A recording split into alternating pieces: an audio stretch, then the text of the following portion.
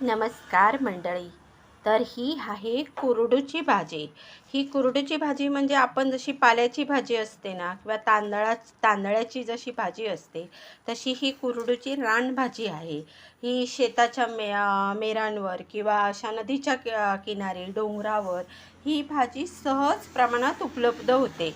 म्हणजे ही पावसातच मिळते आणि पावसातच येते. तर ही मी आता शेताच्या बंधाऱ्यावर ना ही भाजी मी काढून आणली आहे. तर ही भाजी मी साफ करून घेते आणि बारीक कापून घेते. तर ही भाजीसुद्धा खूप चांगली आहे. आणि आपण महागड्या भाज्या आणून खाण्यापेक्षा सध्या ह्या ज्या रानभाज्या मिळतात ते खायला अतिशय म्हणजे चांगल्या पण लागतात, पौष्टिक पण असतात. म्हणजे आपल्या शरीरावर ह्याचा काही दुष्परिणाम होत नाहीत. म्हणून ज्या आता सध्या ज्या विकतच्या भाज्या आणून खाण्यापेक्षा ह्या रानभाज्या खाल्लेल्या फायदेशीर असतात. तर ही कुरडूची भाजी आहे. तर मी आता ही काढून आणलेली आहे. तर ही मी साफ करून घेते आणि कापून घेते.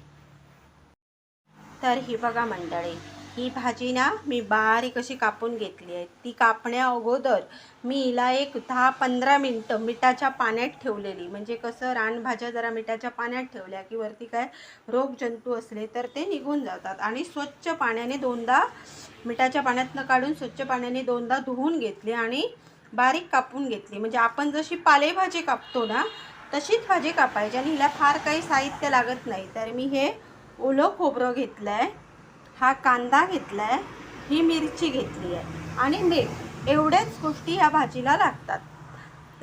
तर आता काय करते, मी ही भाजी बनवायला घेते. तर मी आता काय केलं आहे, ही एक कढई घेतली आहे, त्याच्यामध्ये मी हे तेल घातलं आहे. तर त्याच्यामध्ये हे 2 बारीक चिरलेले कांदे घालते आणि ही 3 छोट्या मिरच्या आहेत त्या घालते आणि भाजी परतून हे करते. एक अर्धा मिनिट शिजू देते हा कांदा आणि मिरची.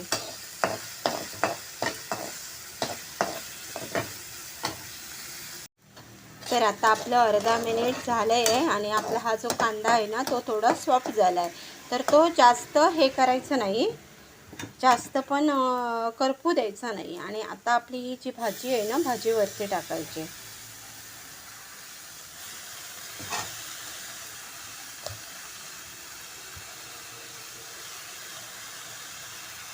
आणि ह्या भाजीवरती हे मीठ टाकायचं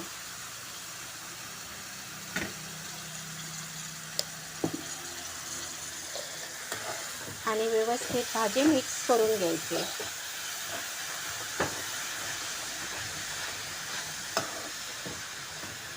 ह्या भाजीमध्ये शिजताना पाणी वगैरे काही घालायचं नाही. तुम्हाला हवं असेल तर तुम्ही याच्यामध्ये डाळी वगैरे घालू शकता.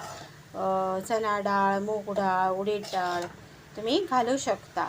आणि ही भाजी दुसऱ्या प्रकारे पण करता येते. म्हणजे आपण काहीतरी कडधान्यामध्ये जशी आपण पालेभाजी घालून हिची आमटी टाईपमध्ये सुद्धा आपण भाजी करू शकतो, पातळ भाजी.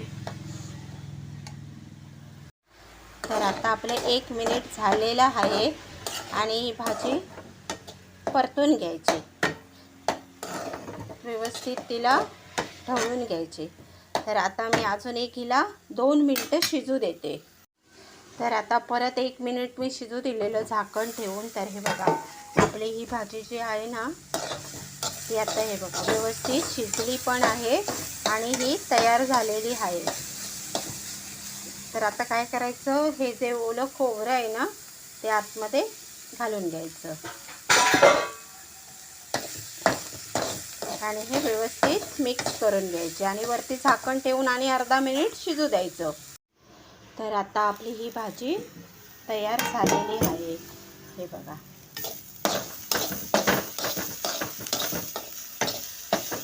तर हे अर्धा मिनिट कशाला ठेवायचं की आपण जे खोबरं टाकलं आहे त्याचा ज्यूस त्या भाजीत मिक्स व्हायला पाहिजे. बघा, जशी आपण पाल्याची भाजी करतो तशीच ही 1 नंबर भाजी लागते.